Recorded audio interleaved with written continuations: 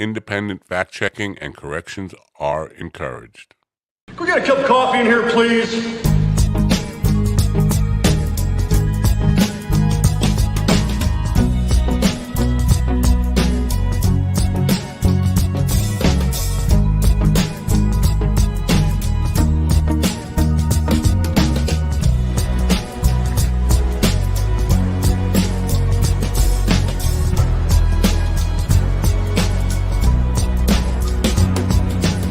Damn good coffee and hot. Wake up, America. You've got a dog that needs walking.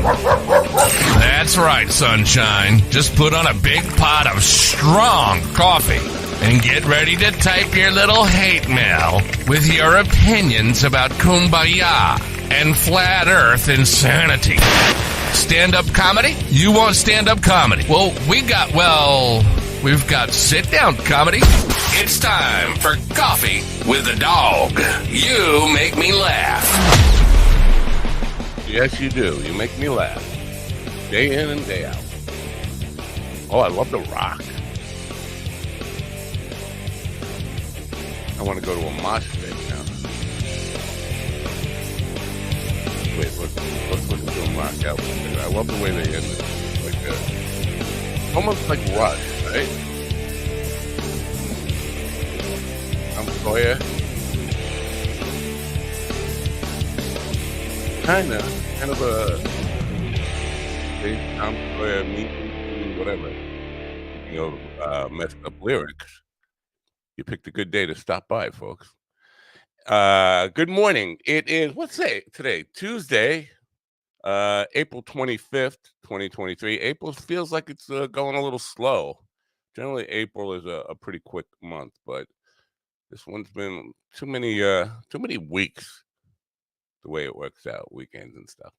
Anyway, the guest today, Diane Gallagher, and maybe Ben Mowbray from Rock the Cash Bar, a podcast about comedians talking about lyrics and sometimes botched, misheard lyrics and that kind of stuff. And so it should be an interesting program. Yesterday,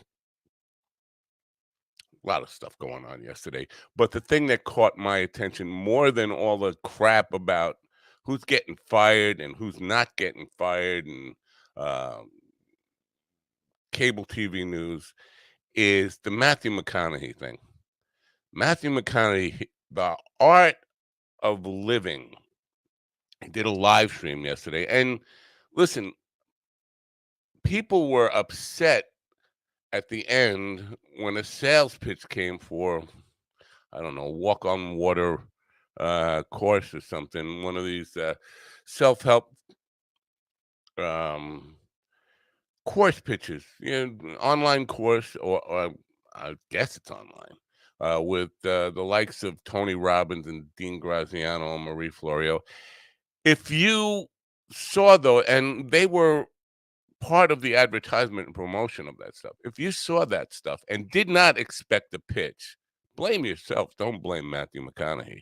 Now, does feel a little slimy, a little dirty, a little grifty for somebody to use their celebrity status to be ripping off their fans, to be pitching snake oil to their fans. But if that's what Matthew McConaughey wants to do with his career, he has a right to do that. If you choose to follow that path, that's on you. I mean, you saw Tony Robbins, you saw Dean Graziano, Marie Florio, and some other like-minded snake oil salesman basically advertised on the whole thing. Now, the thing was really weird. It was McConaughey apparently using all his acting skills, and he's a good actor. You got to give the guy his props. He's a good actor, and like doing a one-man show storytelling about his life and his path to success, but had canned laughter. It had canned applause, which just made it feel really, really weird. When he was getting emotional at times, he had a walk through the desert with a holy man who uh, he was afraid of judgment as he was confessing all his life's sins and all the mistakes he's made and what a rotten person he was. And he was crying, and the guy looked at him and said, "Me too." And that was Matthew McConaughey's big message is, yeah, we're all fucked up in some way. But he chose to hang on the phrase "me too," which I thought was a little weird coming from a Hollywood celebrity pitching his "me too" moments. There were times when he played the bongos, I shit you not, but he played the bongos terribly. Not bongos, one of those African, I forget what they call them, straight up and down drums with the little corset type of fold on it.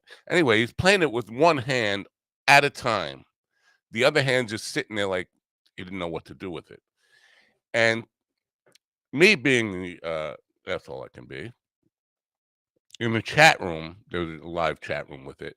I wrote, why are you even bothering with that drum if you can't find the beat and you can only use one hand? It's like you're ruining things. This is background music playing, and he's off beat. But he's trying to do this spiritual thing and read the chat comments. And I noticed the chat comments going by. The one before mine was there, the one after mine was there, but somebody was, and they were doing a scroll of the chat stuff. Somebody was obviously able to take my comment out before he could read it on air. So it was a major production. They put they had a full AV team, 3 camera angles. And again, the canned applause and canned laughter. It was very, very weird situation. That was the big news for me. I look forward to this week's Issues with Andy to hear Andy Andrus take that apart. Because I know he watched the whole thing. I could not hang for the whole thing. It was just, it felt like, first of all, I knew the grift was coming at the end. And I'm not saying that to make me sound smart or anything. You don't have to be smart to understand. There will be grift. But it just felt so phony and fake. And I'm surprised that he would go, especially, he was considering getting into politics and all that stuff. That's not good for your reputation to do something that is pretty transparently fake. Maybe he believes in it. Maybe he believes in the Tony Robbins NLP. All you have to do is believe in your life and pow, pow, pow, all that kind of stuff. But I don't know. It felt Jehovah-ish. If that makes any sense to anyone. We are brought to you today by the fabulous Koa Coffee. Get yourself some Koa Coffee, and you'll be glad. I'm drinking Koa Coffee. I got to tell you, I drink a lot of coffee, as you know. Coffee with a dog, right? I generally get heartburn from strong coffee. Koa Coffee, I can make it as strong as I want. Never get heartburn from it. Great coffee. And you can get the coffee I'm drinking at koacoffee.com. Check it out. This episode is brought to you by Koa Coffee. If you are a coffee connoisseur and want to experience the best coffee Hawaii has to offer, no blends, no compromise, try the true taste of aloha. Koa Coffee produces premium Hawaiian coffee, hand-picked, expertly roasted, and delivered from Hawaii to your door with aloha. From award-winning 100% Kona coffee grown on the slopes of the Mauna Loa volcano to the unique mocha beans of Maui, they strive to provide their loyal customers with the best quality and freshness. Since 1997, Koa Coffee has been known far and wide as a product of utmost quality, and their awards prove it. Koa Coffee was featured in Forbes' Top 10 Coffees of the World. This is the coffee Forbes called the best coffee in America. Find out what it's all about. go to minddogtv.com/coffee.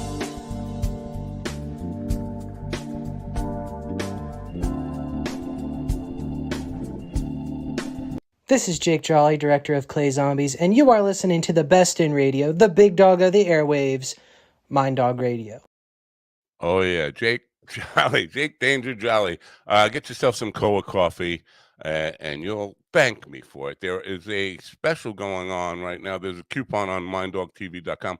Before I bring my guests in, I just want to briefly mention nobody, at least I have not gotten a trigger alert. Nobody found the Doug Stanhope prize yesterday on minddogtv.com. Doug Stanhope is doing a taping of a new special for 2 days, May 16th and 17th at Rogan's Club in Austin, Texas. Noontime taping, day drinking tapings, and we are giving away 2 tickets, including airfare and hotel in the fabulous Austin, Texas. And you have to find the special link on minddogtv.com. Now, this link is only going to work once. I tried to explain this yesterday. It's a little clumsy. You're just going to test all the links, find all the links, even if they look like advertising links. Yeah, this is our way of paying for the whole thing.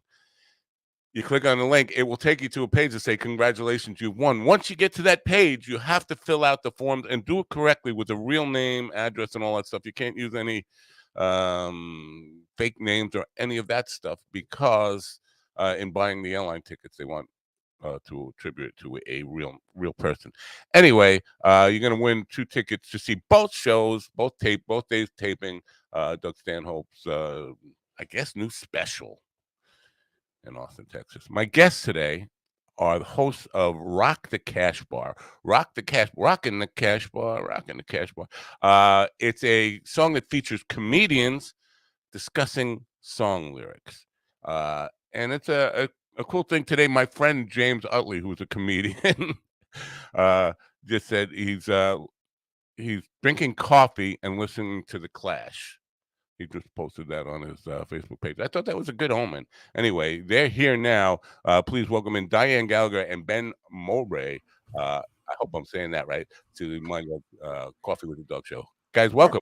Hi. Hello, how are you? I'm good. How are you? A pleasure to meet you two. I like you both up there and me down here. I like that better. All right. So now you guys do a deep dive into these lyrics, right? With Yes. these comedians.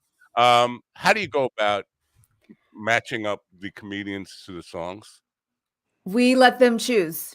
Oh, they choose. So when you book the thing, you say, what song would you like to do? And then do some research on it and do a deep dive into it yourself on the lyrics and stuff? Yeah, come to think of it, it might be more fun if we forced a song on somebody. Like if we just made somebody like here's an artist you hate, here's a song that you loathe. I know that you know what, that would be my approach to it without even thinking twice about it. It's just like I am definitely of that school of thought. Is like I'd rather somebody be in there outside of their comfort zone and be a little bit put off by this. Now, how am I supposed to talk about this? I like living on the edge, though. So, how long ago did you come up with this concept, and what made you come up with this concept? I thought of the idea in early 2020, and it actually came from a friend of mine posted this thing on Instagram about not understanding a Nine Inch Nails song. The song Terrible Lie, she thought was Turn Off the Light until she was like 40. She thought that's what he was saying. And that just made me laugh really hard. But I will have to say, people think our entire podcast is about misheard song lyrics. And it was just a small segment that we would do. But we do pick one song every week and we go through the lyrics and we definitely talk about things we misunderstood as far as like the whole point of the song or just one line in the lyrics, etc. But I had this idea of like, let's do a podcast where comedians talk about their favorite songs. And the first person I thought of was Ben. I just texted him. I was like, hey, do you want to do this? And he was like, you bet I do. Why was Ben the first person you thought of? Musically, sense of humor wise? Why was Both. So Ben and I met like in the early 2000s at the Laugh Stop. We both were stand-up comedians there. Actually, he was living in LA, but had moved back to Houston. And I think our connection was always not just comedy, but he's my deep poetic friend who gets into his feelings. No. I get that. No, I get that, and you know what? That's really cool. I mean, it's good that you can you have that. I don't want to call it spiritual connection because that sounds all hooky. But just when somebody gets where you're coming from, musically wise, comedy wise, somebody gets you. That's the best basis for a friendship. It really is, and I Yeah. appreciate that completely. Yeah, I think so too. So you're 150 in now, or 152? 160, I think. Yeah. Wow. Yeah. So when you first were starting this, obviously you had some experience and some connections in the stand-up comedy world. And basically, so for the format that most people, we haven't really discussed this, you bring on comedians to discuss song lyrics.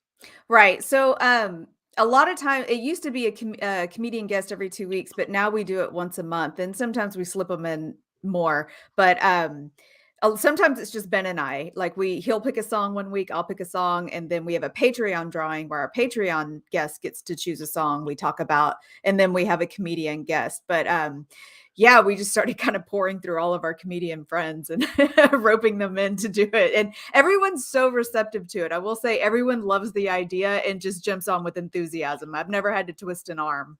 Have you ever approached a rock star or some recording artist to do it?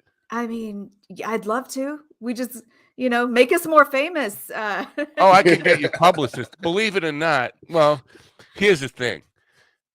Taylor Swift or somebody who's making bank now probably She was isn't just good. in town. She just did 3 nights in Houston and set the whole city on fire. The whole Right. city is covered in glitter. No one knows who's cheating on each other. Right. But she's not going to be interested in something like this, but the people from the eras that you have been doing, or at least the songs that I'm familiar with that you've been doing, those people who are maybe a little past their Can you get us the superstardom. guy from Rainbow? That'd be great. Yeah, those people are, they're definitely looking for something to do right now because all they're doing is sitting at home either counting their money or like looking for or cleaning out their hash pipe to see if they can get one more hit out of it. Something. Come on the show. Yeah, so I get a lot of those, and I do a lot of musician interviews, and those people, people who are they're still relevant, but they're not the Taylor Swift. They're not on the top of the charts right now. You get a lot of those people, and I'm sure the take will be a lot different than comedian takes on specific misheard lyrics. Now, I play in a band, and my lead singer, I don't think he knows the right lyrics to any songs. We do probably literally 3,000 songs in our song list or more. And I don't think he has the lyrics correct to anyone. Listening and hearing lyrics correctly is a skill and an art. And sometimes even when you get the lyric sheet, you're like, wait, that Wait, what? doesn't make sense. How do you even make that fit? So how do you go about choosing the songs that, or do you just say, well, what did I miss here? Is that where you start from? No, Ben, you I go. like to pick the ones that sort of that move me. Like the episodes that I like the most are the ones that like the songs that have always been with me since I was a kid. Like the ones that have guided me through my emotions or through my difficult times. Those are the ones that I like to talk about. I like to talk about my guys. Like who's your artist? Like when you're in a sad state, when you're in a fit, who do you turn to? Me, I'd probably say Jackson Brown, but I'm an old guy. You guys are younger, so I'm just wondering, like your eras that were like your 20s, 90s, maybe 90s, Yeah. 2000. I was Yeah. a teenager in the 90s, but I liked more 80s music. I always have. Really, Yeah. MTV generation. Oh yeah. Oh yeah. Very, very much so. Yeah. Yeah. Me and Ben have a similar thing too. We both like gravitated towards like 80s new wave, like the Smiths and Morrissey and all that. But I'm also very rounded. I grew up in Houston, Texas. I cannot escape classic country. That's in my soul too. I mean, I like it all. Interesting, Yeah. interesting. Classic country. Now you're not going to get a lot of comedians who know classic country, are you? Or like, Maybe a few. I mean, you'd be surprised. Like the old guys are fun. I think for everybody. I mean, who doesn't love a Conway Twitty or a Loretta Lynn? well, people up here wouldn't even know. They wouldn't even know. Well, they could probably name one Loretta Lynn song just because of the movie, Coal but miner's daughter. Yeah. I bet you if I asked all of my friends name a Conway Twitty song, they couldn't come up with Okay. What about like Dolly Parton and Kenny Rogers though? Kenny Rogers, yes. Dolly Parton, maybe they'd come up with the ones that like 9 to 5, the Yeah. most prominent hits that she had or any of that kind of stuff. So that's interesting. So you like live spiritually in a decade before you were born. Mhm. I do. You know what? I think I might have a little of that going on. Well, I was born in the 1950s. So that's old, Yeah. but I'm definitely a fan of original rock and roll and that kind of stuff. Um, so with the genres and stuff, do you break it down? Do you go and get lyric sheets before and kind of discuss what the two of you before you actually do the show? Any kind of pre-production like that kind of stuff?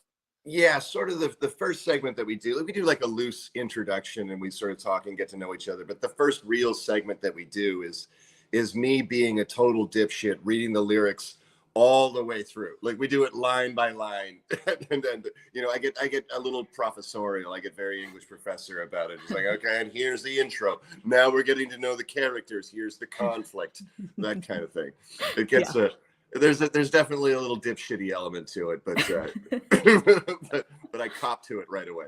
That's really weird, right? When you're just reading the lyrics, not in song form, but just reading them as poetry, it's just like, what the hell were they thinking when they wrote this? Yeah. It blows your mind. The whole song, you start to think of it in a whole new way. Because sometimes I'm like, if you're just reading this on paper as it is, I don't like it. Sometimes I'm like, I don't even like the song anymore. That's there pretty, really is an element of like sucking the joy out of it that we do. Like, we definitely like, do you like the song? We're gonna beat it to death for you. yeah. I don't think. Here's the thing. I think what I see a lot of this stuff because my band we do a lot of cover music, and my lead singer will totally fuck things up a lot. But what I see is it opens your eyes to a whole different aspect of the song and maybe a different appreciation. Some of it I look at like, wow, that has a whole different meaning, and then you have to go back and rethink the song. But I don't think it's ever kind of ruined the song for me. It ruined the song for you. That I will knowing it. say it made one time really understanding the lyrics made the song so much better. I went from not liking a song to loving it. And I'll give you an example. It was Warren Zevon's Lawyers, Guns, and Money. Oh, cool. I thought I never really paid attention to the lyrics. I thought he was just like singing the praises of Lawyers, Guns, and Money. Like, I love lawyers, guns, and money, which I mean, that just sounds like the Texas like motto. Yeah. That's what we're all about. Let me clue you in right. Nobody loves lawyers. Nobody loves lawyers. Exactly. So we had Nate Abshire was the comedian for that one, and he chose that song. And then I realized it's about a guy in trouble, and he's asking his dad for help, like, please send lawyers, guns, and money. I need to get out of this. And I was like, oh, okay, I like the song now. Yeah. Well, that's a '70s song. Now you're going back even before, even earlier. Were you guys MTV generation? Like you grow up on MTV? For sure. So who lyrically wise, who would you say? And this is a really softball question. Favorite writers, lyric wise? Nick Cave and Leonard Cohen for sure. Really? Yeah, it's the sad boy in me. Do either of you? Oh, go ahead. You got a different one? I have so many, but the first one that comes to mind that just hit the teenage sappy girl in me at 12 and 13 was Morrissey and Robert Smith. Yeah. Wow. Yeah. Wow. I think for me, Jackson Browne. Jackson Browne is my all-time favorite writer, lyricist. Not necessarily melody wise. But I think for me, I just grew up on that stuff, and that's the stuff that sticks with me. How do you feel about Dylan? I love I idolized Bob Dylan for most of my life. I've heard him in interviews recently talking about he doesn't know who wrote those songs. He feels like that was a different person. And just recently, I found somebody else claiming that they wrote those songs and Bob stole them from them. Now, I Oh, don't put a lot of credence in that. conspiracy YouTube theory. YouTube person. But that kind of just totally rocked my world on that kind of stuff. It's just like, wait a minute. You're telling me Bob Dylan is a fraud? Because my generation grew up idolizing Dylan. Dylan was the reason rock and roll changed from just silly dance music to music that could incorporate a lot of really intricate lyrical themes. And if Right. you're telling me he was a fraud and basically stealing somebody else's music, that changes everything in my mind. It just blows my world apart. I'm not ready to process it It's yet. so insane, I don't wanna even give it attention. Right. I You know? do. Are you saying there's somebody out there who's claiming that they're the real Bob Dylan? Let's get that person on the show. Yeah, seriously. Right. Yeah. And but I think he might be dead Oh. because the person doing the expose that I saw was a woman who had claimed to know him. She didn't even have any contact with this guy that Bob supposedly stole the songs from. But it was just too much for me, and I had to just kind of wait a minute. The world has gone too conspiratorial, Yeah. fucking upside down, and Yeah. now you're just going to go one step too far. With Bob Dylan didn't write like a Rolling Stone or Times Are Changing, all the blowing in the wind, didn't write any of that stuff. I can't, not right I now. can't imagine being a ghostwriter for Dylan for that many songs and not being like, "All right, all right, all right, all right, it's me." You know? Like, And he sold his catalog for $500 million. You would have thought, long before you got around to that point, somebody would have been looking to cash in. We're talking about really 60 years now, 60 years of songwriting legacy. yeah. You would have thought if it was a real thing, you would have brought it to somebody's attention Yeah. sometime sooner than this. So are either of you musicians in any way or songwriters in any way? Absolutely not. Resolutely not. No. And that's the point we want to keep driving home to our listeners and people who listen know we are not aficionados in anything music. We represent the two guys sitting at the bar talking about their favorite song, and the person who actually knows the answers is over there just pulling their hair out. Yeah. So would you have a biggest surprise, like a single one that wow? I mean, there are ones that they're part of the pop culture now. The Jimi Hendrix, excuse me, while I kiss this guy and all Yeah. that kind of stuff. Do you have one like a biggest surprise for you that you were singing the wrong lyrics for a long time?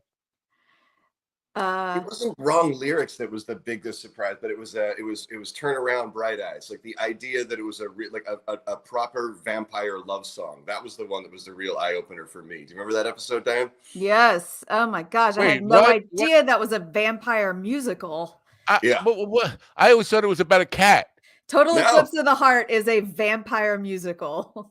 It's explicitly about. It's not like if you read the lyrics a certain way, maybe it's about vampires. It was explicitly written about vampires. Yeah. Wow. Yeah. I think that's a revelation. I wonder how much of a revelation this is. But to me, it is, because I always thought it was about a cat, and I don't know why. Bright Eye. I know I had a neighbor with a cat called Bright Eyes, but it just seemed like it was. I think other people had that idea too. Do you get a lot of mail from listeners who say, thanks for cluing me in. I was on the wrong side of this forever. We don't get a lot of mail in general, but yeah, we get a lot of comments of a lot of people agree with us. Like, I didn't know that either. I thought the same thing you guys thought. We get a lot of that. Wow, would you take some of my mail? Because I get every day. I would love to be flooded with mail. I don't think you would. I will go back to when you were talking about having a musical guest. So we did have Okay, so we had a friend of mine, she's in a band and she covered a song by the band Lush. I don't know if you remember them. They're a dream pop band from like, the 90s. And she had worked with the lead singer of Lush, Mickey Berenyi. And so Mickey listened to our episode and she said it was really wild to sit there and listen to someone else break down your song and talk about the lyrics and how it made them feel, and just have to sit there and listen to it in that way. And she said she is willing to come on the podcast, but I've just been like, oh, I don't know. Oh. No, I think that would be good. Here's the thing, though. I think, and I don't think many songwriters would admit this the way I'm going to admit it, because I've written probably about 3,000 songs, literally. Wow. There is a point where you're writing a song and you want to finish it, and you've been struggling with the line, and you just say, "Fuck it, this Yep. is it." Yep. And if it fits, it rhymes or it's rhythmically right, you leave it in there. I don't think a lot of people will admit to that, but it feels like some of the things you're finding are that in Yes. disguise. Did anybody ever? Did you ever like look up the history and how the song was written and all that kind of stuff? Every episode, yes, and we find that a lot. And sometimes you get this songwriter saying, "Look, I could not fit this line. I could not figure out what to say here. I literally opened my fridge and grabbed a beer." And then I was like, well, that fits. I'm going to put that in the song. That's a Toady song. That's the song Tyler. Right. So yeah, we do a lot of research on like as much as we can find about the making of the song as well. Interesting, because that as a songwriter, I know I've hit in that point in a song where this thing would be finished if I could just finish this one friggin' line, and you have nothing is working, so you just say, I'm just gonna go with the easy way out, whatever rhymes, whatever fits in there rhythmically, and that's gonna be it, and I'm just gonna sign off on it, never thinking somebody's gonna sit there and read the lyrics. Pick it apart. Yes, yeah. Or they're like, come on, Assholes man. Podcasts are going to tear you apart because of that. Yeah. You're like, give me a break. And someday in the future, down the road, somebody's going to actually analyze the frick out of your song, Yeah. and just look at it. Now, the part, do you get any confessionals? Because I haven't heard any of like where people start getting really deep about what the song meant to them. Because comedians aren't We do really it. known for taking the mask off in public ever. More than you think. Yeah. Really? Yeah. Yeah. People are very emotionally connected to their music, and they pick songs because of like, one girl came on and she had picked a song that it was her dad had passed away and it was his favorite song. So she was really connected to it in that way. So we get actually a lot more than you would think. Wow. I think comedians, especially because they spend so much time alone, like alone in the car, alone in the hotel room, like who's your friend? Like it's just your music, right? Yeah. Right. Yeah.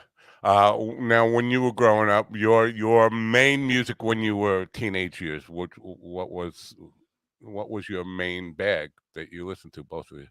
I was REM, I was U2, I was a lot of The Cure, I was a lot of Depeche Mode.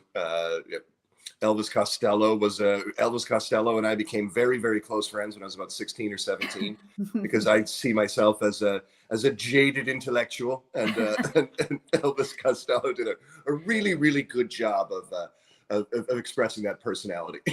Wow. And Diane? Elvis Costello is chief fedora guy. There's no doubt about that. Oh yeah.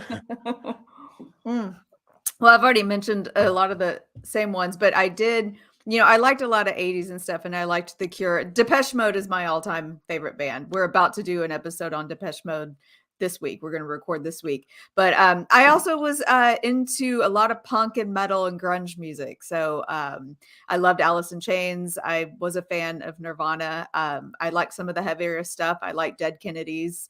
I like the angry message and the angry feeling in a lot of the punk music. So I connected to that too. Very cool. Have either of you ever played an instrument or written a song? I tried. I've written a lot of bad poetry. I never even attempted to make it into a song, but I tried playing guitar, but I have short, fat little hands. I call them paws. And I was like, it hurts. I can't. No, believe me, I can relate to that because I have sausages. Yeah. I have sausages. Little Vienna Yeah. sausages. No, those hands will be fine on it. But it's just interesting that it being from Texas, were you born and raised in Texas? I So am. many He's not. Oh no. No, I was born in Canada. I moved to Texas when I was 15. Oh, there you go. Canada is very much steeped. You know, I was thinking about this last night. I don't remember why. Oh, because Stephen Page from Bare Naked Ladies might be coming on, and I was thinking about the number, percentage wise, of musicians in Canada. I mean, population to musician, incredibly high number Yeah. of and great musicians out of Canada. And I was, but Houston, Texas. I think everybody plays guitar there, right? Everybody in the state. Isn't it like mandatory? Like you have to? It felt like that growing up. Yeah. So And we talked about this, and this actually kind of went not viral, but got a lot of attention on Instagram of what's the first. But it felt like to me growing up, the first thing you learned on guitar was "Smoke on the Water" by Deep Purple. Maybe a lot of people were like, "No," but I was like, "Okay, everyone I knew that was the first thing you learned." And then we were like, before that though, what was everybody doing? And it was a lot of uh, God, I'm having a brain fart. Like Johnny B. Good, like a lot of like older bluesy things. yeah, my first song was "Wooly Bully." Okay, that's a good Uh, one. yeah. Well, that's when I was a kid. Yeah. That's how old I am. But yeah, no, that's interesting. That whole bit about you know, basically, um, you know, learning to play and then learn and dissecting music. And I know so many musicians and bands that I know who still botch lyrics up. And so, basically your show is an educational program It for is. people who are out there working cover bands right now. Uh, So I will say, like when we first started the podcast, we would ask people to write in and tell us their personal misheard song lyrics. And I think that's why people think our whole podcast is about misheard song lyrics. It's not. It's about the song each episode. But um, because we're like, we don't want to hear the ones that everybody knows, like the dirty deeds done dirt cheap, the dunder chief. Like everybody knows those. We wanted to hear your personal ones that you were embarrassed to have wrong. But I was going to say one of my favorite ones was someone said that Old Town Road song. They thought it was, I'm going to take my horse to the hotel room. I'm going to ride, which I just thought that was super funny. But the bulk of each podcast is about the song and how the song made you feel and connecting to personal stories about it and stuff. And when we have a guest at the end of each episode, we ask our guest their guilty pleasure song, which is always fun because some people don't understand that concept. They're like, why would I feel bad about liking any song? But I do. oh no, I get that one. Because there was lots of judgment when I grew up. If you listen to AM radio at all, you were a geek, a nerd, whatever. I don't think we use those words, but I can't remember. It's been that far back. But you were an outcast if you listened to anything that was on AM radio. This is a time when FM was just becoming a thing. And then everybody said, "Oh, you listen to AM," and basically you were branded at that point. So explain the difference. What would be AM music versus FM? Well, I'm going to go back to because this is the period, and you might not know these songs, but not windmills of my mind, playgrounds in my mind. My name is Michael. I got a nickel. I got a nickel, shiny and new. That was AM radio. So is it like safe PG music? Very, Okay. yes. Kiddie music, MacArthur's Park. Adults. It was for parents and children. But if you were anywhere between 15 and 30, and you wanted to listen to harder music at the time, which was in rock in those days, you had to be on FM. Led Zeppelin never got played on AM radio. Gotcha. And Deep Purple, nobody played that kind of music on AM radio. It was all safe.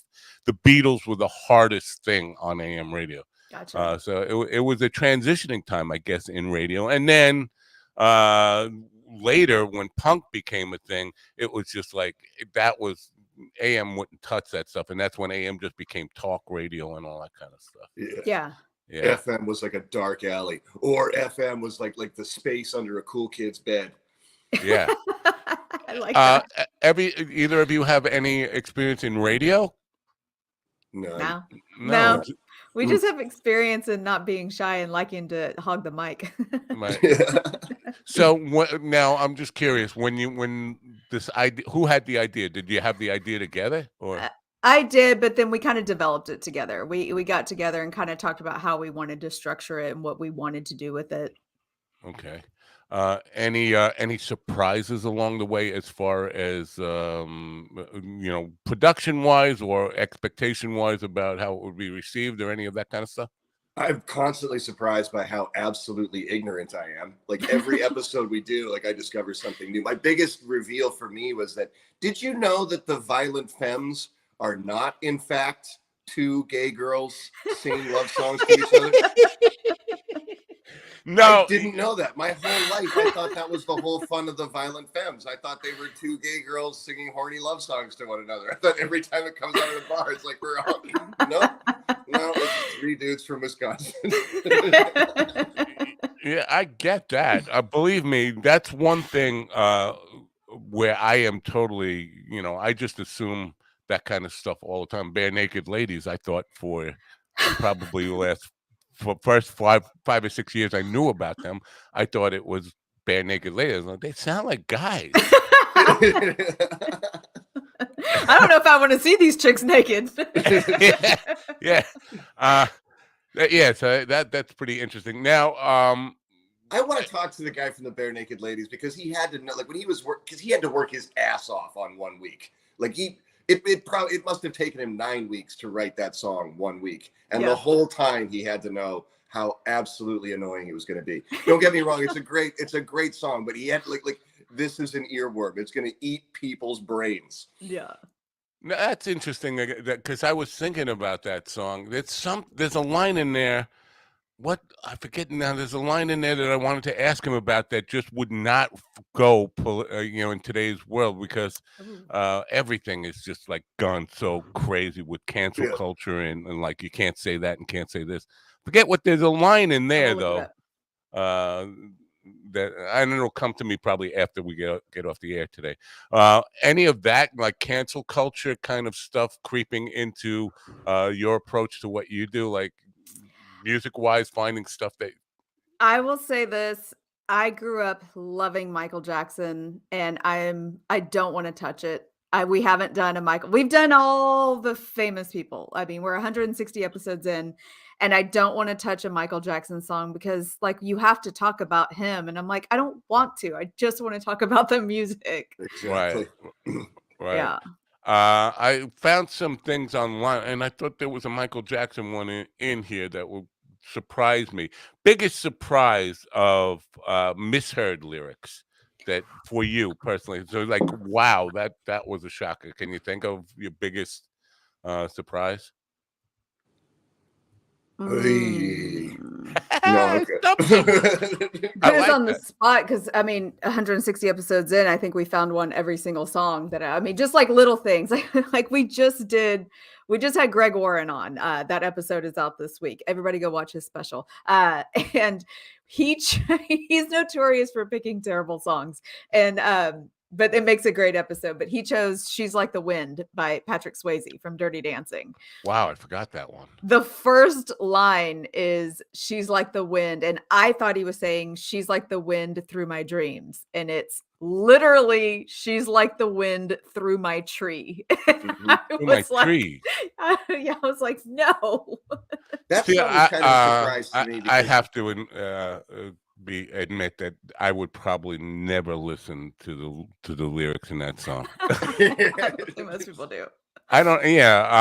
Not necessarily my thing, but the most repeat offenders I'm looking on here because there's a website here that I found that has basically misheard lyrics and stuff. I think that's the biggest part of it. But you go into the deep. I have one.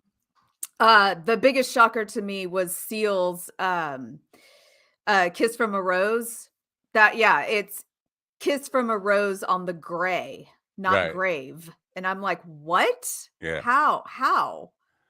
That's an interesting stuff. Now, and I would want to get the musicians on Yeah. to get to the bottom of this. Like, what? Explain yourself. Any interest in that? Like booking the Yes. actual Oh my songwriters on? God. Yes. We only know comedians. We can get Stanhope on. We can get those people on. Yeah, yeah. But I'm Uh, like, Stanhope, get your buddy Johnny Depp. He's kind of a musician. Like, get Marilyn Manson on for us. Come on. yeah. No, I can definitely hook you up with some. Get us some D-list. I don't want to We'll take 'em. disparage my guests, but they're not the 2020 hit makers. They are Well, we're not people. listening to that anyway. Right. Yeah. But I can definitely get you some contacts for people who are classic rock era and forward up until about 2000 somewhere Bring it. in uh I would love to talk to somebody who fully admits that their career is over. Like not in any kind of sad way. Like somebody who's just like in their 60s, just like I'm not gonna rock and roll anymore. This is my package. I put a bow on it. I I'm willing think to talk about it. you're limited to Johnny Lydon. Yeah. I'll take him. Because I can't think. I've talked to a lot of them, and I can't think of anyone who admits their career is over. They will admit that their heyday, their big best earning years and their moment on Entertainment Tonight or the charts or any of that stuff is over. But nobody admits that their creativity is over or their I time get to. that. Yeah. Mhm.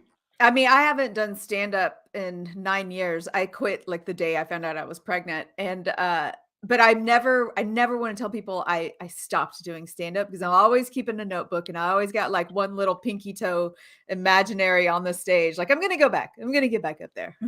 I think you will when your kids are in college. Yeah. Now you have kids. Yeah, how many kids you have? Just one, just the one. Just, He's almost 9. just one. Almost 9. Now musically, what is he into? He's been in School of Rock for almost 3 years now. He plays guitar, he's learning power chords, he's learning the drums, and he likes it and he's good at it. Wow, very cool. Yeah. I would caution, and you have no influence over this. Though you want to have influence over this, but trust me, you have no influence. I would try to talk him out of becoming a professional musician if I could.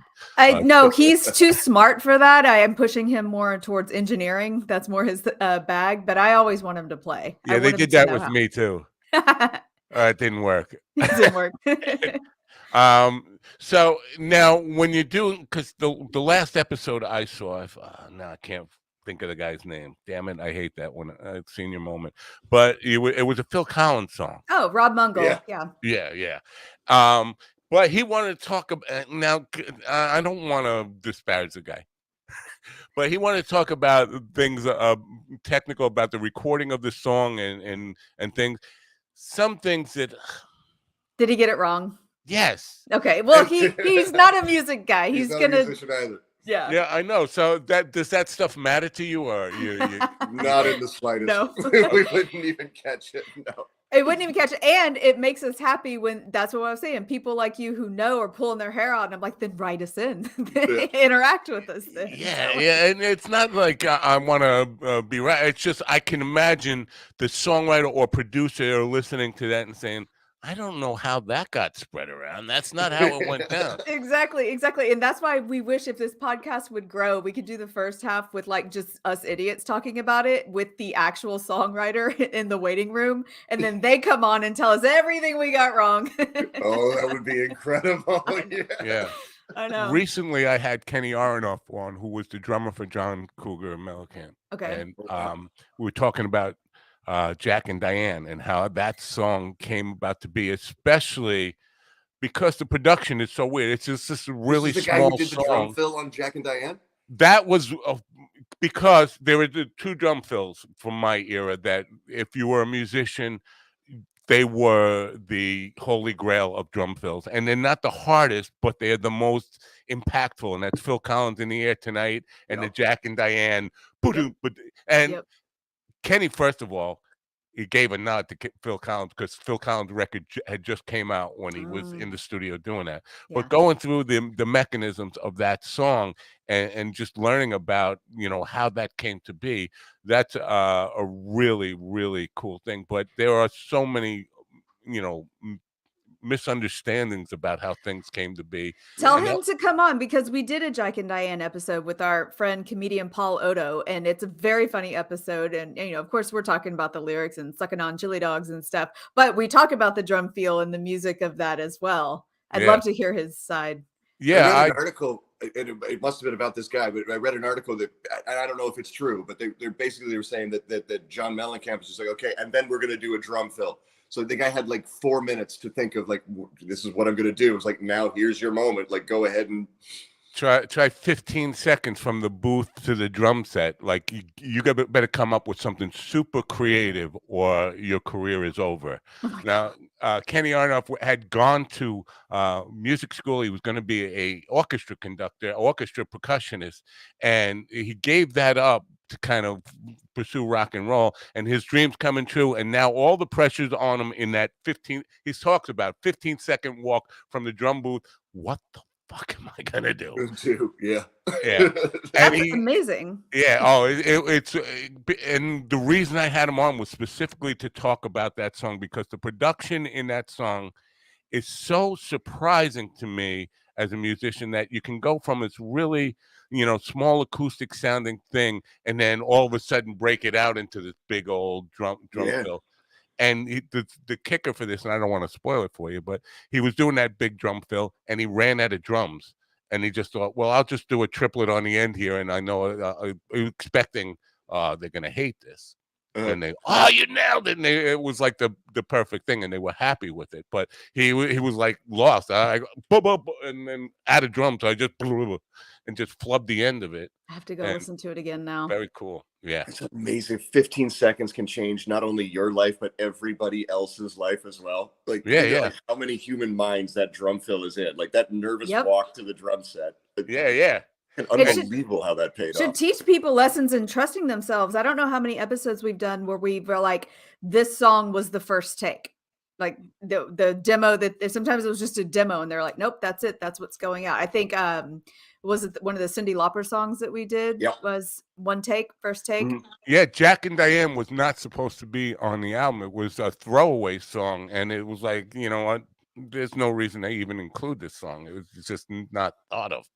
That's what's amazing to me, is how many of these huge big hit songs are B-sides, or like you say, like throwaway albums, or very nearly didn't make it, or the band had to fight with the label to get this one released. Like these are classic songs that everybody knows. How do you not understand that this is the hit? Slash hates Sweet Child of Mine. He hates it. He didn't want to do it. I mean, it's crazy. Yeah, I can understand why he hates it. No, I don't say that in any kind of mean way. I have listen, I'm no rock star, but there's a song I wrote called Love Song. It's a really stupid song, and we can't do a gig without it being requested, and it got to the point like I cursed the day I thought of writing this song. I did it as it was a joke.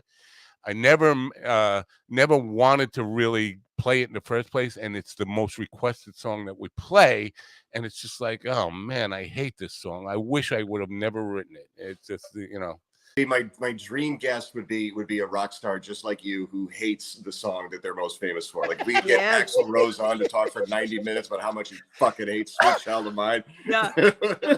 I would bet it's pretty common. The biggest hit is definitely the one like, I just want to get through one gig without playing that song. He said Tina Turner doesn't get What's Love Got to Do with It. She's like, I hated this song. I didn't like it. I didn't get it. And I'm like, it's amazing. Okay, so hey, we are going to have you on as a guest eventually. And because I don't know your music specifically, what song would you pick? What would you want to talk about? Geez, that's a tough it's one. hard, right? You get anxiety when you're like, just one? I pick one. No, I'm very lyrically driven. I would, I'd really feel like uncomfortable trying to answer that on the spot. Yeah, you gotta because get time. Whether it's misunderstood lyrics or lyrics I would pick American Pie.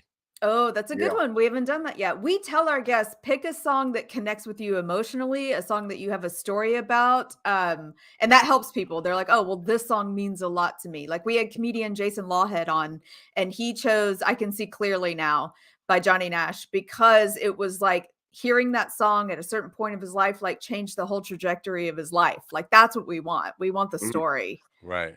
I And that was started extra playing good. American Pie probably about 7 or 8 years ago, and I was shocked that kids in their 20s were going crazy. Now they come up with this thing that was never in the song. Uh, this will be the day that I die, and they go whoop whoop whoop. I mean, when did that become part of the song? It's not a whoop whoop whoop song. Whoop, whoop, whoop. But it goes over with the younger generation incredibly well. But the song has so much meaning to me. And you talk about misheard lyrics or misunderstood lyrics. That one is chock full of allegory and all sorts of misunderstandings about what the thing what the words actually mean. So that song, that's definitely the one I would pick. Well, we're gonna pencil you in this year, and you're gonna come on as a guest, and we're gonna do that song. I would love it. That would be cool. Thank you so much. I appreciate that. Now, for the podcast, why? What was your hope to, or was it just something to do for fun during the pandemic? Why did you start it? Well, we started right before the pandemic, and I think, honestly, I don't want to speak for Diane, but I think really what it was is probably like your son was old enough. It was like it was time for you to do something with your own headspace, right? That's exactly what it was. I didn't work anymore. I was tired of just being a mom. I used to do stand-up comedy. I used to have a life, and then I just become this mom that didn't do anything for a while, and I was still too tired to get back on stage. And I was like, but I want back in the game, and I'm social, and I want to do something entertaining. And it just hit me one day, and I was like, I love music, I love comedy, I want to talk about it. And it just came, and I researched, and I saw no one else was doing exactly what we were doing, and I was like, this is it. And I have a background in graphic design, so I was like, I can figure out how to do all the design work. And I was like, I can do this. Let's do it. Let's just do it. And I'm a Um, bartender, so I got nothing to do all day long. really? It's perfect. Now, is that a fulfilling life? I mean, I'm not judging it all. I'm just questioning because is that a good life to have? Yes, it is, Mom. I'm happy. I'm not. I promise, I'm not judging you at all. No, I understand. And the reason I ask, and without judgment, is that if that makes you happy and that's a good life, then God bless you, man. Because so many people struggle doing things that they feel like they should be doing to please somebody else, and it doesn't fit their life, it doesn't fit their lifestyle, and they feel out of place. So if you find something that fulfills you and you feel happy in that spot, God bless you. There's no better place to be in life, is to be, discover who you are and where you're supposed to be in life, because this is something people struggle with Yeah, in a big I way. like the social space that I occupy. Like I like being a connector. I like knowing, hey, that guy should know that guy. You know what I Right. mean? Like being that sort of social lubricant is good for me. That makes Now, me happy. I'm not where particularly good at it, but I'm getting better. where you tend bar, is there a jukebox or is there live music? What do you got? There's both. There's that we do a jukebox. I run a Spotify playlist, and then we have DJs. We have live music. It's a fun little place. So What depending is on the the what is the genre? it's all over the map. It's the bar that I work at is, I joke that it's a bisexual bar. It's a pansexual bar. It's a bar it's literally for everybody. Like you never know who you're going to talk to, and it's extremes. We got it's in the museum district in Houston, so sometimes we'll get like well-heeled groups of people who are coming off of fundraisers or something like that, and then they'll mix in with our heavily tattooed music kids. It's a hell of a blend. It's a real melting pot where I work. That's really surprising.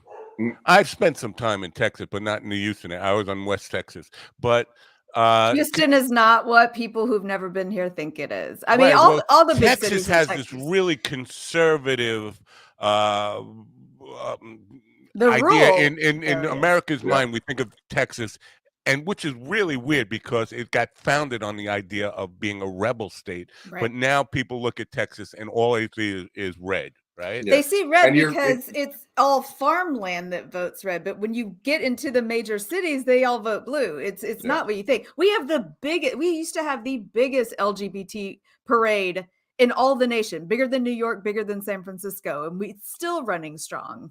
Wow. Yeah. Now Don't that's get got me wrong. You're very right to think of it as a very, very red state. Texas is not turning blue anytime No, soon. but it's but close. the cities are very, very blue. You know, I would. I'm not saying you're wrong about that, but I'm saying I would never be so bold to make that prediction because everything we tend to believe that things are one way or another, but I think we're really close. We kind of exaggerate our differences in to make it seem blue, red, whatever. Yeah. I think there is an area that is purple that is people don't want to recognize that, you know what, some of my actual beliefs about issues cross over between red and blue, and some of them are in the purple zone and all that stuff, because in my lifetime, Texas was a Democratic state. Yeah. We used to have a Democratic governor. Right. Houston had a 3 times elected openly lesbian mayor. 3 times elected. And now it's like, no one gave us attention for that. Wow. I think That's cool. everybody is more or less purple. It's just that everybody has their lines that are a bridge too far. Like you can't cross that line. Yeah. With me, it's social issues, it's LGBTQ issues and things like that. But I talk to guys my age who live in Houston, and it's economic issues. Like they work in oil and gas, so the idea of oil and gas regulations is their bridge too far. Like you can't do that. That affects my business. I can't ever vote for you. Right.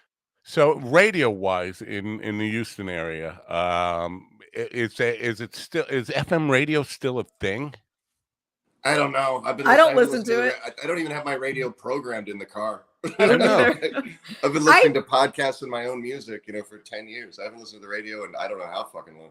I don't know how new music gets to people anymore, to be honest, because when I am in my house, if I'm listening to anything, it's podcasts. And then when in my car, it's Sirius XM radio on the station that I choose, like First Wave or comedy or a podcast. And I'm like, without MTV and FM radio, how are you guys even hearing these new songs? Right. This is my concern. And also, the idea, it's so weird when you talk about these things, because it sounds like all you're in it is the money. But money makes art happen, whether we want, the myth of the starving artist is an ugly myth. But if it weren't for money, you wouldn't have had the great art that we have. And I'm just wondering, where 20 years from now, will there be anybody doing what you guys are doing, or will it all just be like computerized, AI created garbage? Yeah, I don't even want to think about it. It's just so scary. It's absolutely frightening to think about. Like, what will we be doing with our minds? Will there be any creativity left? I don't know. Sometimes I tend to doubt it. I hate the idea of you losing the human connection. And I mean, even with this new generation that's so addicted to their phones, and so am I, but like you see all the memes of like, going into another meeting that could have been an email. And I'm like, you're just fucking yourself. You don't understand the power of brainstorming in person and how much better the ideas get. And you guys are losing that. Yeah, totally. And I get that. Now, so with that, what do you listen to today? Like, are you still listening to what you grew up with? I'm trying. Okay. I'm trying to get better about new music. But like I just said, I have to ask my friends, like, send me stuff, send me something you'll think I like, because like, I don't even know how to find it anymore. And I've never been one to like top 40 in general. Yeah. Like I'm not hunting down the latest Lizzo song. I'm not. And I'm not just being an asshole. I'm 45. It's just, it doesn't connect to me anymore. I gotta say, you look great for 45. Let me just say, 'cause I would have guessed you were in your 30s. Oh, thank you. Easy. Botox is amazing. Thank you. But this is the thing, because everybody has a home studio, everybody is producing stuff, and there's this flood of music. But the idea, my generation, and people like, curmudgeon old people, that music today sucks. It's not like my day when there was good music. I think there's plenty of great music being produced out there. finding it is a bigger challenge than it's ever been because there are Right? because there's so much of it. So in order to find what you like, if you go through Spotify, there are probably, no exaggeration, 3 billion songs on Yeah. Yeah. Spotify. So to find new music that fits your taste and something that you can relate to is you have to dig through thousands and thousands of songs that are cookie cutter pop stuff from modern radio and that kind of stuff, where it's the same chord progression, same kind of dance beats, Right. and it's just overproduced. And you know what? I sound like a curmudgeon now, but No, we both agree with you on that. We have constant arguments with some of our friends about like how we don't like pop music and they're trying to explain the value to us. And I'm like, it's just it doesn't have depth. It's formulaic and I don't like it. right. But I hate to be complete watching all one with one brush, because Yeah. if you do a deep dive on Spotify or Apple iTunes or whatever, Apple Music now, you will find stuff that fits those genres that you say, wow, this is really good, but it was hidden under so much crap. It took me a day to find one good song that I really relate to. That's a new song. It it's just really frustrating and It's hard. work. It's work. Right. So is there anything like that in comedy that is on the, because Jackie Martling the other day sent me he asked AI to create a song that sounds like him, create a joke that sounds like him, and Isn't I that would have crazy? sworn it was him. Isn't that Uh, crazy? I don't like it. I don't yeah. like it. So is there anything like that?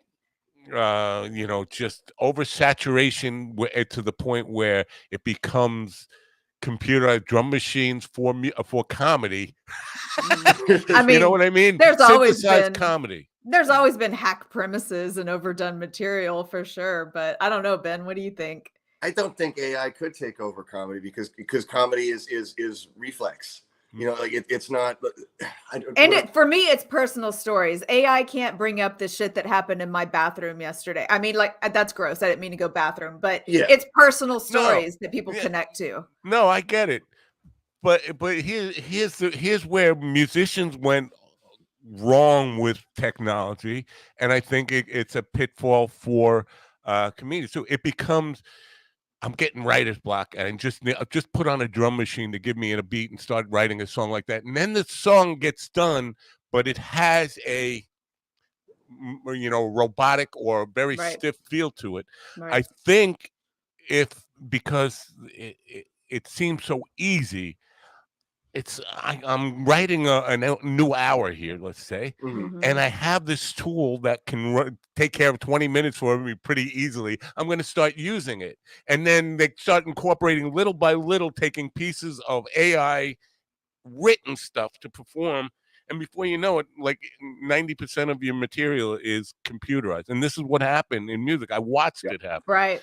I You think you're know, right. I think the best music is going to be a collaboration. You know, I think it's those three pieces. It's the four-piece band. You know, just like getting in the room and I'm not a musician, but you can tell the difference between like a song that's been four guys sitting in the room jamming it out and somebody just sitting at the piano by themselves you would trying to do it think. all by themselves. You know, like it has to be collaborative. That's where the fun is.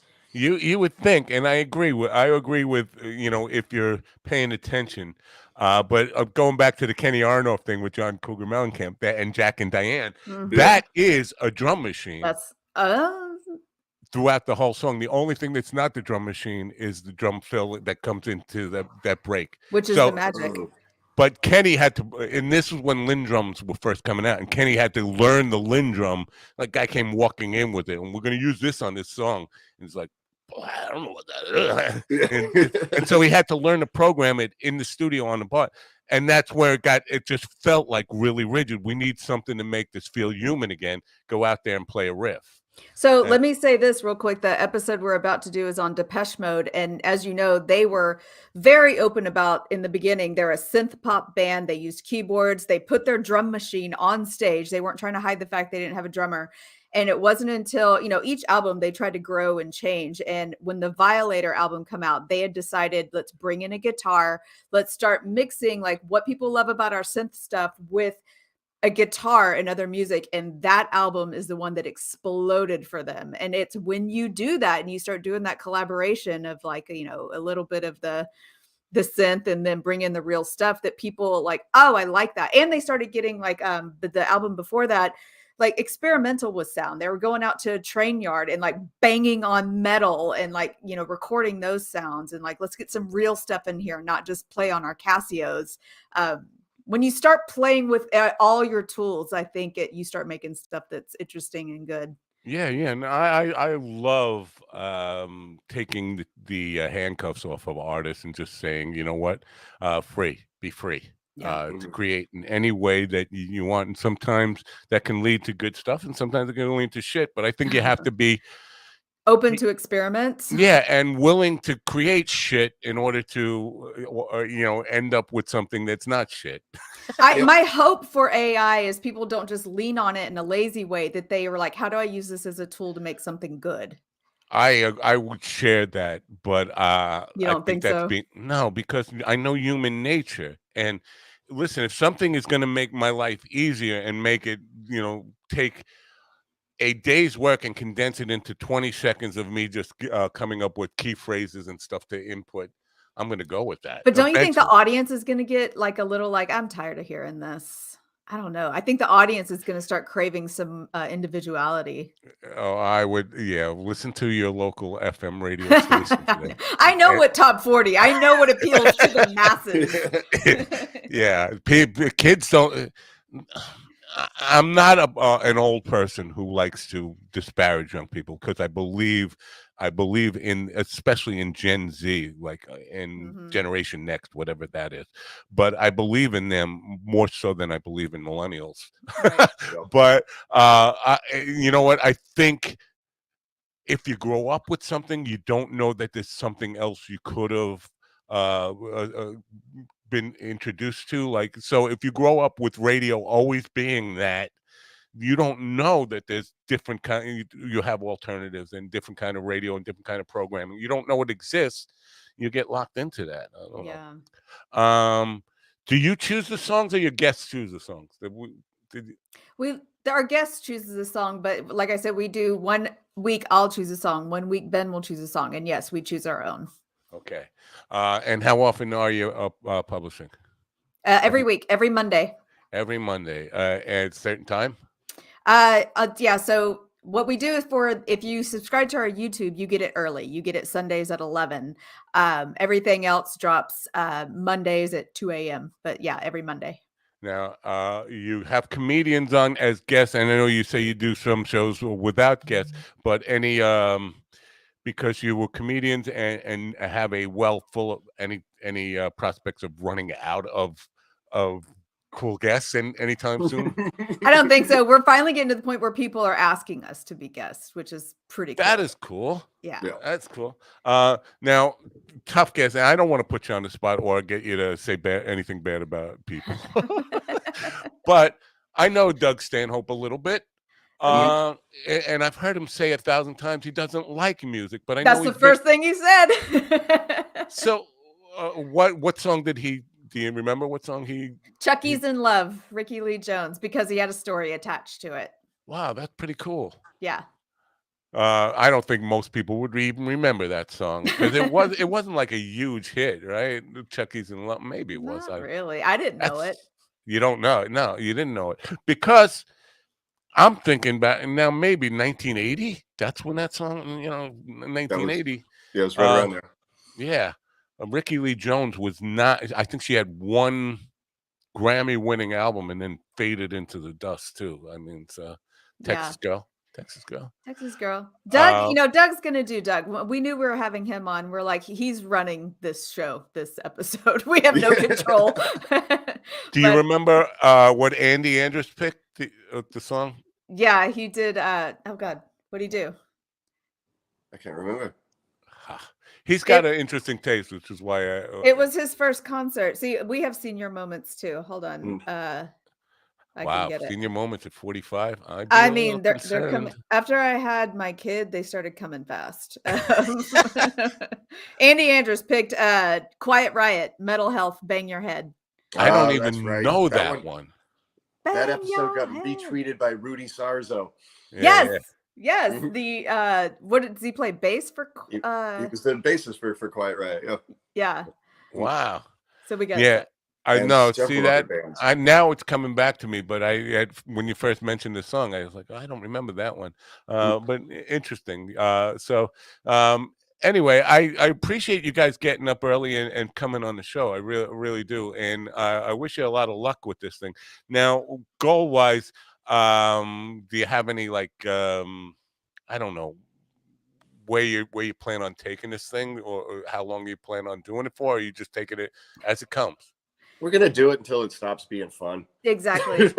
When it becomes a chore that we don't want to do, then we'll stop. But I mean, we're 3 years in now, and we're still excited about it. We're pushing to do our first live podcast this year, a live show. So yeah, when it's not fun anymore or no one seems to be listening anymore, we'll stop torturing people. All right, now that would be cool, live show. But do you mean like this? Because this is live, or do you No, in mean front of go to a club? his Yeah. work upstairs at his work. They do shows up there.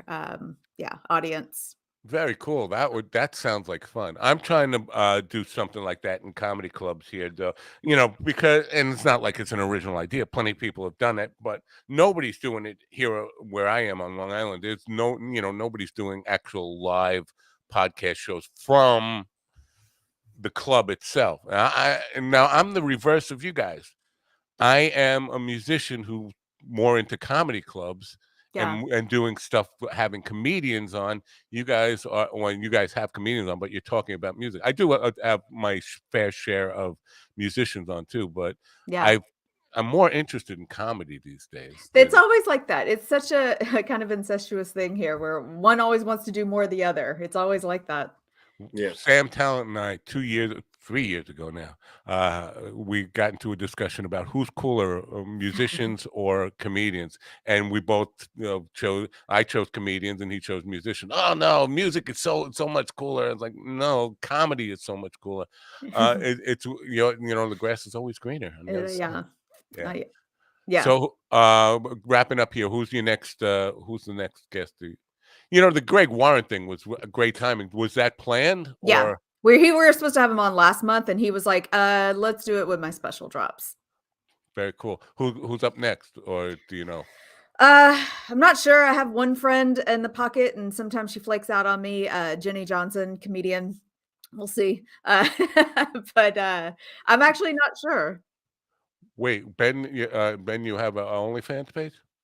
No, I do Someone not lo- have an OnlyFans page. Is someone wanting to? Yeah. I mean, I Uh, can start one up for you if you want, Craig. That's not. I mean, you're gonna have to pay. You're gonna be my only fan, literally. So you'll be my only money. OnlyFans is one I'll be guy. a kept Ben for you. I'll do whatever you like if you bring enough cash. Ben's Yeah. a slut. He doesn't even care. Are you guys fully monetized sponsorship and all that yet, or no? Not yet. I'd love to have enough listeners to do it. I will sell out. Let's do it. All right. Well, I will definitely send you some contacts within the musician world, so maybe you can get some of these rock stars on to talk about their own songs, Please. or it'd probably be more interesting. I'm not telling you how to run your show, but it'd probably be more interesting to have people talk about their contemporary songs and the lyrics of that kind of stuff. Right. All interesting stuff. No, But I it's all wish good. you lots of luck with the show, man. Thank you so much for having us on. This was so fun. Yeah, I really appreciate please do come back sometime, and it would be great to talk to you again. I'm going to try to think of some people, my wish list for guests for you guys, and see if I can get you contacts and all that stuff and send it your way. Please. I love your concept. I love Thank the you. concept of it, and I just I wish you great success, and I thank you guys for coming. Thank you so You're on my much. wish list. I'm looking forward to doing American Pie with you. Yeah. All right, okay. I might come down to Houston and do. Let me know about the club. I'll bring a band down there. And Ooh. Oh yeah, let's do that. Let's do that. yeah, it's very cool. You guys have a great day. Thanks for coming and Thank bye for you. now. Bye. Thank you. Diane and Ben from Rock the Cash Bar podcast. You find it wherever you find podcasts. Hope you enjoyed that conversation. And the latest one that's out is with Greg Warren, who has a special out right now. You want to check that out. I'm going to take a quick break, and I will be back in just 1 minute if I can just find my break music. Damn, it's always difficult when I'm trying to just go get a fresh cup of coffee. I will be right back with. Hey, yeah, mind dog, yeah, mind dog. If you ready for some action, this dog sure to keep you laughing. Let's go. Mind dog, yeah, mind dog. Don't roll, don't play fetch, only here to keep your interest. This is the show that you've been missing, full of comedians and musicians, plenty of interviews, entertaining. Keep it funny, there ain't no debating.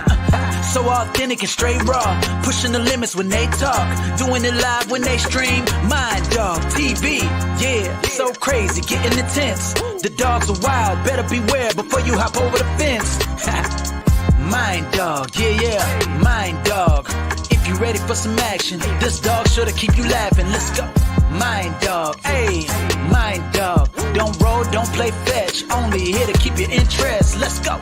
Come have coffee with the dog.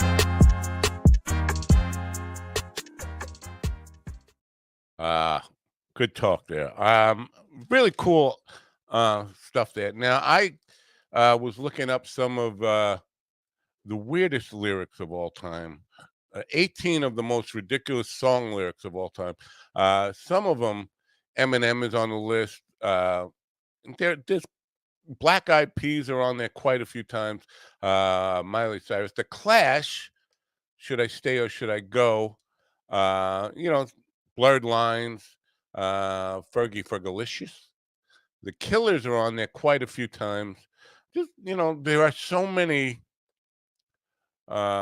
misheard song lyrics. Now, I have a difficult time. Black Eyed Peas, again, I Got a Feeling. The Killers are on these lists a lot. Killers have many songs on these lists.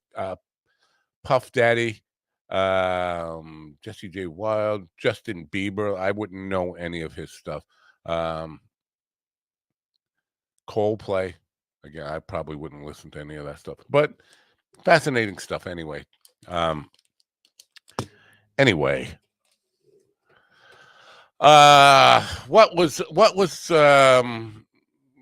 on my mind to talk about? I'm having a senior moment, folks. You're watching this in real time. Dementia. Welcome to the Dementia Podcast. I am your host, Donnie Dementia.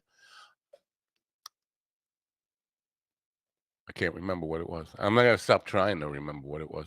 Anyway, tonight, is it tonight? No, I don't. It's not tonight. I am really going through. You see what you're seeing here? You see what you're seeing here? This is a senior moment in breakdown. Tomorrow I have Jonathan Flanagan will be on. He's an LA-based comic. He's gonna be up at 6:15 a.m. to be on the program. Dementia with the Dog. Ian's got it. Dementia with the Dog. I gotta go back to the rap guy and ask him to add in some. You listen to Dementia with the Dog. Jonathan Flanagan, who is a LA-based comedian. Now, here's the thing. Do I even go here?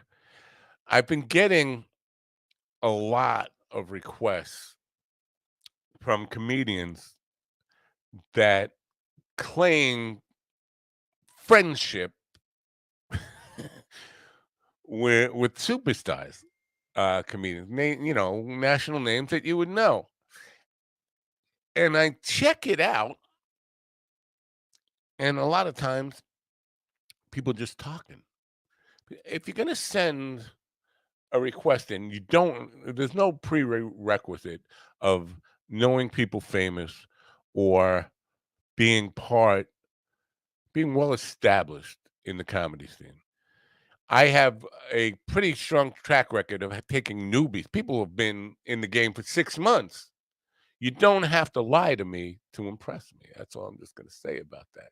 If you don't tell me you're friends with Bill Burr and that you've toured with Bill Burr as a request to be on the show, and then I go do some research and can't find any evidence of that anywhere. Don't tell me you've done road time with a certain national headliner, and there is no evidence of that. Just say I'm a beginner comic. I'm looking to make some headway here. I'm looking to get my name out there. I'm looking to talk about what I do, and you can be on the show. But I don't. And then so tomorrow night, Richard Lynch will be with me. Country music from Ohio. I'm really impressed with what Richard Lynch has done out there. He's a recording artist, songwriter, singer, songwriter, and independent to the hilt. He's not dependent on anybody, even for gigs. Built his own concert hall on his own farm where he didn't have to leave home. People come and fill his concert hall on his property. That is always ready to go, ready to do a show whenever he wants. My God, that's my dream. I would love that situation, just to be able to go out to your own property and have a uh, crowd of people who appreciate your music ready to fill your little theater that you've built on your own farm. Who's got it better than that? Now, playing strictly country music might get me to kill myself if that's all I could play. Now, I'm a big fan of country music, but only country music. If that's all I could play all the time, I might put a gun in my mouth. I'm just saying, I might. But but other than that, he's living the dream, living the dream. And I use that phrase probably too often, but that's living the dream. Just setting up your own concert hall on your own property, having people come to see you, and you don't even really have to hit the road. Great stuff. And then Thursday, Mike Vanderveen, comedian, will be with me, and that I look forward to touching base with Mike. Mike has been on the program before. He's a funny guy. I follow him on social media, and he is working it, working it. Friday, don't have a guest yet. I'm probably not going to have a guest. I may rerun the Henry Phillips program on Friday morning, depending on how I'm feeling. Haven't heard from Colin in a couple of days, but I understand he's got a stream. I think I could be wrong about this. I think he's got a stream coming up today um, with Last Rites. I'm listen. Probably talk too fast and say things. Maybe he doesn't, but I thought I saw something where he had a live stream coming up today at 11, which is almost that now. 11 our time, 11 my time, could be. Anyway, maybe I should just shut the fuck up, right? How about that? Okay. Now I'm a little disappointed with that. That's not good news. Oh, by the way, Joe Biden has officially announced that he's running for president, and I'm thinking about officially announcing that I'm running for president too, because I think America would probably, if we're going to go with old people who are on cognitive decline, why not me? I got a little more time left than Sleepy Joe, right? Am I right? Anyway, that's disappointing to me. I would have hoped that Biden would have realized he served his purpose and move on and give somebody else a chance. Now, who that somebody else might be, God only knows. I don't know if there's after this bullshit all clears, all this after Trump and Biden are both dead and buried. Where does America go from here? Uh, who knows, man? There is not anybody in either party or even in America that I think, except for me, I would have any confidence in voting for at all. Nobody in either party. So it will be interesting to see after these two old geezers finally kick the dust. Um, what happens? What happens in America? Where these two fucked up parties go once the old geezers' brains just turned to dust. And let's face it, folks. Both of these old geezers' brains have already uh, turned to turned to dust. What is Ian saying here? You should have them on your show anyway and grill them about lying and touring with Burr. Oh, the comedians, yeah, yeah. Maybe I'll do that. You know what? I don't know. I'll take it under consideration, Ian. I'm not really. I'm not really looking to get into arguments with anyone. Yesterday, I'll just say this for because I know I'm running over time and got to say goodbye to Govs and all that stuff.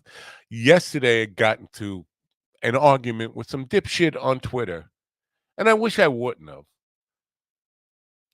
I was commenting back to Steve Byrne. Now, if you follow me, you know that I'm a fan of Steve Byrne, and have promoted him. He's been a guest on the program.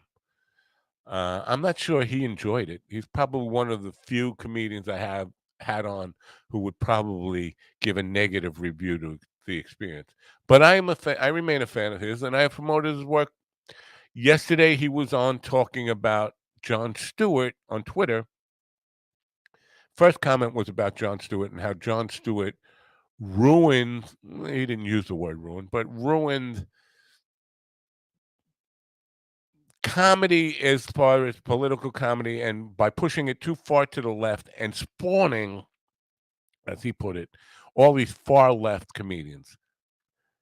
And I took a little bit of exception with that because, and some of the names he mentioned, Bill Maher, like Jon Stewart is responsible for Bill Maher taking a hard left turn. Give me a break, man. Jon Stewart was on MTV doing music interviews when Bill Maher was doing politically incorrect on ABC or wherever we started out with that in the early '80s. And Jon Stewart was an MTV guy. Maher's politics predates Stewart's success by many years, and to blame Jon Stewart for comedians being primarily on the left is silly to me because my whole life the best comedians now you know, I don't know how to say it. The best comedians have been on the left. George Carlin, Richard Pryor, Freddie Prinze, right up to the modern day people. Even Bill Burr. Bill Burr is on the left. Now you could say Dave Chappelle has made a hard right turn only in the trans issues, transgender mm, part of his politics, but he's pretty much still on the left. Most of the comedians I've known my whole life, have had a bit of a leftist slant to them. That's not to say that you can't be conservative and funny. Jim Gaffigan and Brian Regan. There are people like that, but he put this out there that he has been a centrist. Now, Steve Byrne, I don't think he's been a centrist. I think he is on the right, not far right, but on the right a bit. But I asked him, give me an example of right-wing comedy, today's right-wing comedy. And some dude, and I put in the educate me because I feel like maybe I'm missing something, but I don't see anything from the right wing that can be literally called political humor, right-wing political humor. What I see passing for humor on the right side now, and I'm very willing to admit that I could be wrong about this, but what I see is Trumpism, which is insult humor. Your wife's too ugly to fuck, which is not really a joke, but that's what they laugh at. Or the Jim Brewers walking around the stage like a chicken or a goat or whatever he's doing. I'm not seeing pointed, thoughtful humor from anybody on the right. So I asked him to educate me, show me an example of this. I got crickets from him, but one of his fans, who is an anonymous troll, doesn't have a name to his Twitter handle, wanted to jump in and get in an argument with me about, you know, basically assuming that I'm a hardcore leftist and assuming that I'm saying that comedy is only of the left. No, political comedy, though, you don't see, and maybe I'm wrong about that. I'm willing to admit that I'm wrong about this, or at least accept I might be wrong about this. You don't see anybody doing pointed political humor that has a real issues-based take. And he said, "Well, give me an example of one on the left." 1 second, let me pull up George Carlin on abortion, and he's doing a 20-minute thing on that, or he's talking about war and the right wing, the military-industrial complex.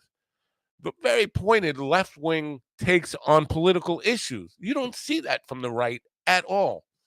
But this one guy wanted to argue with me, and he was clearly trolling.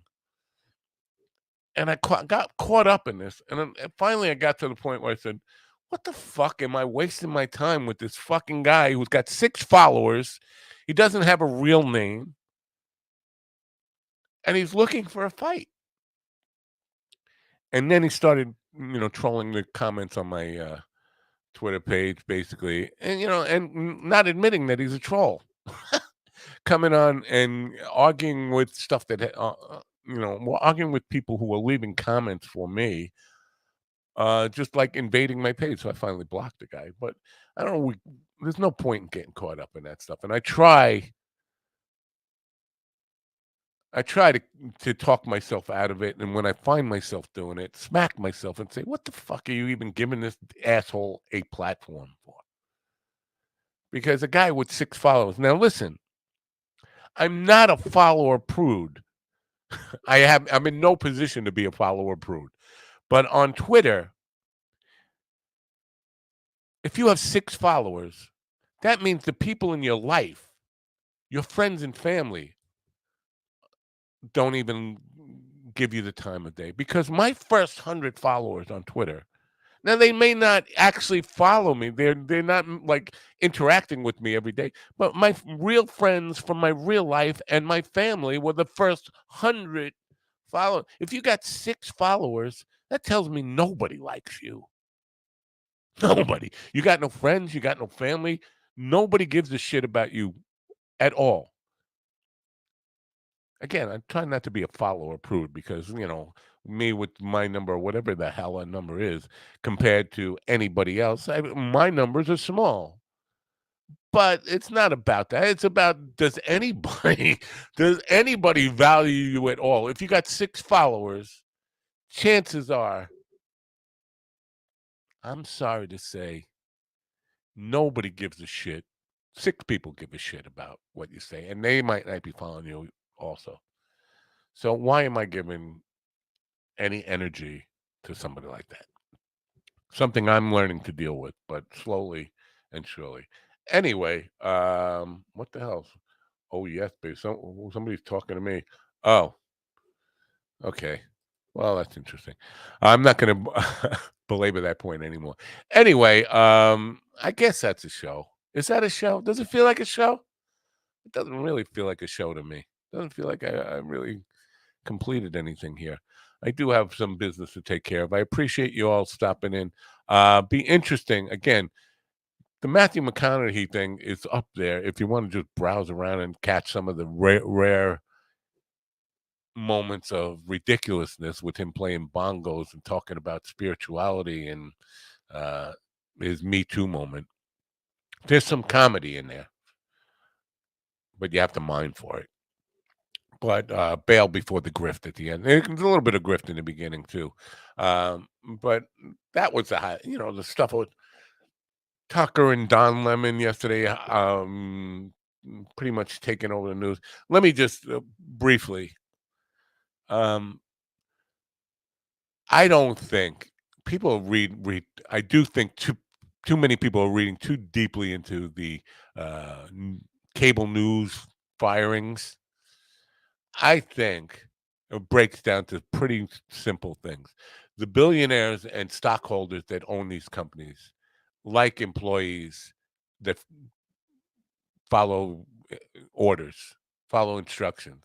And if you step over the line too often, you're going to get fired. And people coming, oh, well, Tucker got fired because he's a liar. No. Rupert Murdoch still employs lots of liars. Lots of people who have, they're still stating, repurposing QAnon conspiracy theories and stuff like that. He doesn't give a shit about the content. What he gives a shit about is, I told you to do this and you didn't do that. You work for me, goddammit. You're out. According to one story that's out there, the final straw for Tucker came when he called Sidney Powell a cunt in front of Rupert Murdoch.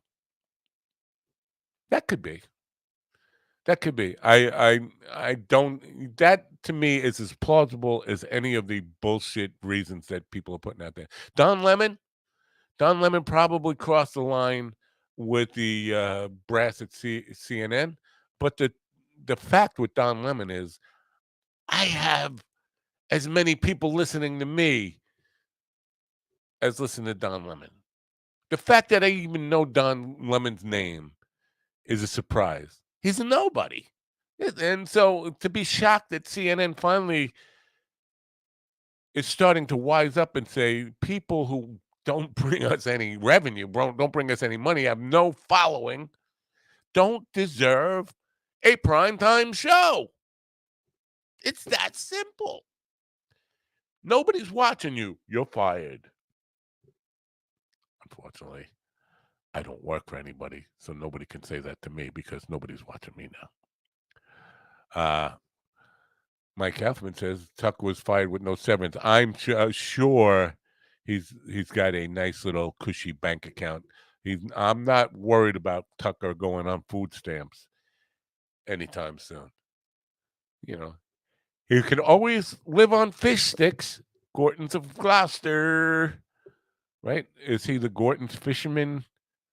He is. He is the heir to the fish stick fortune. The fake fish fortune. The manufactured fish fortune. It's hard to say. Say that 10 times fast. Anyway, I'm going to call that a show. Mike Kaufman says is Michael Kaufman. I always knew him as Mike Kaufman. I don't know. Now he's Michael. His ex-producer is suing. Yeah. Everybody wants a big payday. Who's suing me? Maybe I shouldn't put that out there. I tell you got to stop putting DMT in my coffee in the morning. I'm going to head on out. You guys have a great rest of your day on Tuesday. I'll be back tomorrow, and we'll have some comedy and some laughs with Jonathan Flanagan. It doesn't really rhyme. Why am I trying to make it rhyme? Jonathan Flanagan will be with me. Comedian from LA, and it's going to be early for him. 6:15 LA time when he'll come on tomorrow. And again, I'm just going to implore you to cut the LA comedian some slack. It's really difficult to be funny at 6:15 in the morning, but troopers for trying. So join me then. Till then, I am your loyal dog barking at the moon. I will see you tomorrow. Don't forget to turn on your radio.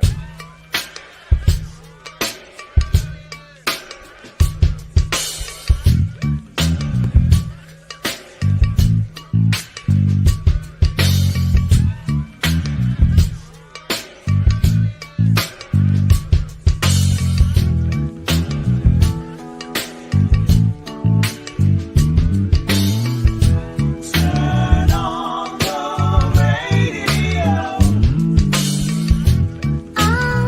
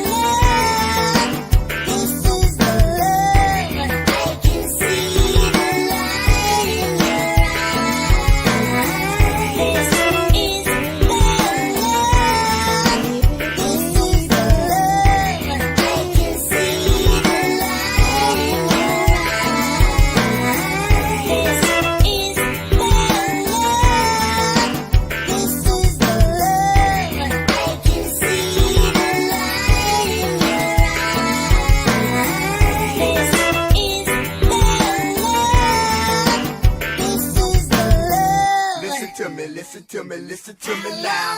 Listen to me, listen to me, listen to me now. Listen to me, listen to me, listen to me.